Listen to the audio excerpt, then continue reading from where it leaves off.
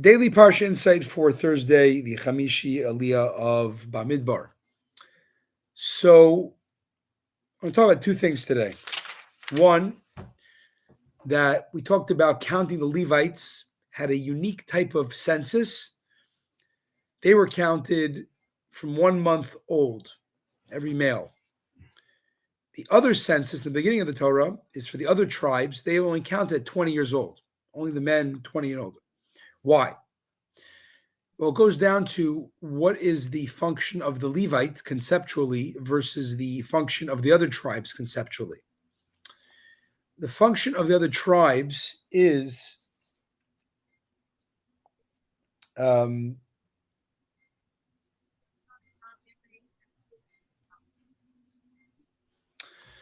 counting shows the essential value of every individual.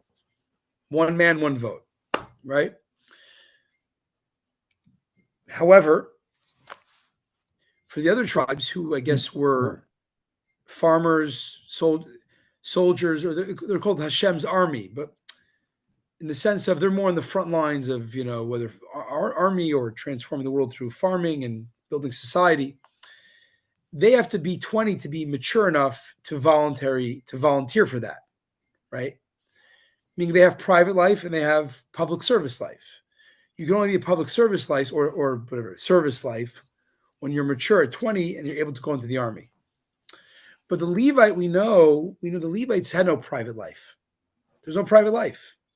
A Levite, we said the Rambam yesterday says a Levite is someone who whole life is dedicated to God. Even the mundane, even what is quote unquote your private part of life, is looked at as a vehicle to be a servant and a spreader of God's message. In other words, the Levites don't have to choose to be of service. They have nothing else in life other than of being of service. Wow. Which is why, as long as they're a viable 1 month old is when the baby's out of danger. Then they are counted.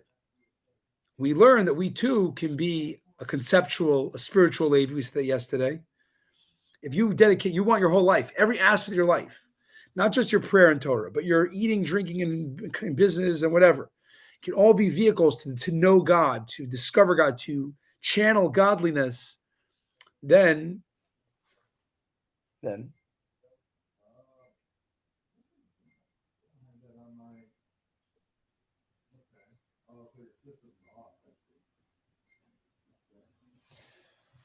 we can our inner child could be a servant, to be counted as a servant of God. Mm-hmm. Interesting. That's point one. Daily insight number two. This actually I was in the Kaschomish. I'm doing the inside.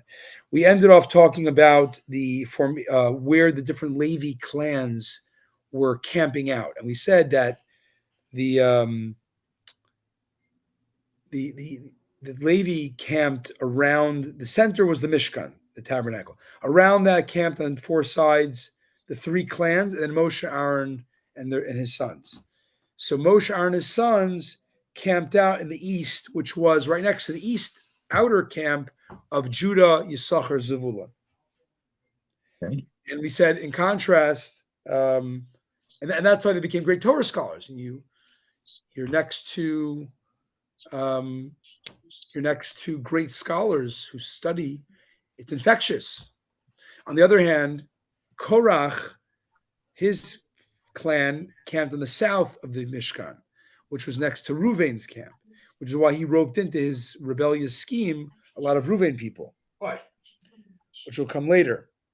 This teaches us that the way to avoid being dragged into a dispute is by studying Torah and living according to its teachings. Interesting correlation. Like you learn the Rashi, it's like he had a good precedent, became scholars. Bad precedent, became rabble rousers. But he actually connects the two in the sense that it's telling you the antidote. If you want to not have the problem they had, you got to do what the good side did, which was study Torah the whole time, a lot. And also conversely, if you want to be a true student of Torah, you must stay away from machlekes, from contention. It's interesting, just correlation. It's not like they're two, a good story and an unfortunate story. No, you want the good story, you want the good ending. stay away from the trademarks of the bad, unfortunate story. You want to not have the unfortunate story, do the trademarks of the happy ending.